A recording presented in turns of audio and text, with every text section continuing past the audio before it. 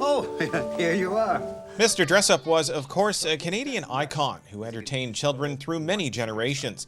The film aims to show the value of the program in the way it encouraged kids to be creative and kind to each other.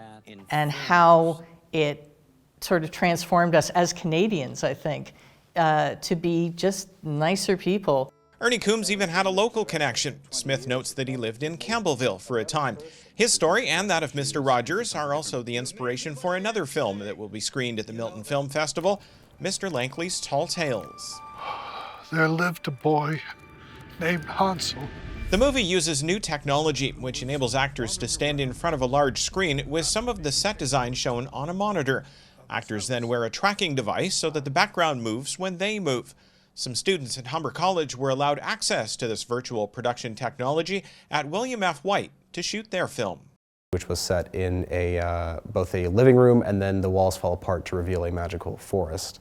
And so the film sort of cuts in between those two different locations, and we wouldn't have been able, obviously, to shoot a magical forest on location, so it was a very unique opportunity for us to be able to explore environments that we weren't able to beforehand. The seamstress also involves an up-and-coming Milton filmmaker. Jen Vendel uses the story of someone who's recovering from trauma to show that her own rock climbing hobby is more than the adrenaline high people think it is at first glance.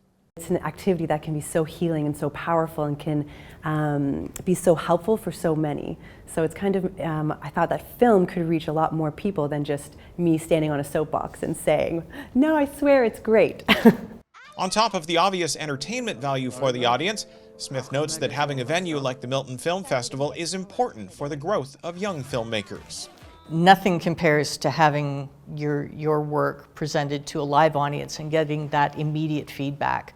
And time and again, we've had filmmakers come to us and say what an important experience that was. I'll be able to reach out to those in the film festival and behind the scenes and other filmmakers and be able to see what they thought of my film. As we're just starting out, it's so important to hear what people think and how you can improve, and to take that advice to heart and use it to grow as a filmmaker.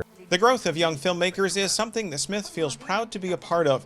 Pierre-Philippe Chevigny is an example of someone who first submitted a short film to the festival and now has a feature film entitled Richelieu that will be screened this year.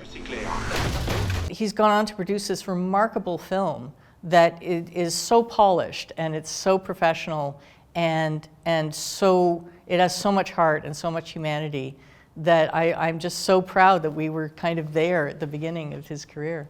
Tickets for the festival are available at miltonfilmfest.com. Jason Trout for Halton News in Milton.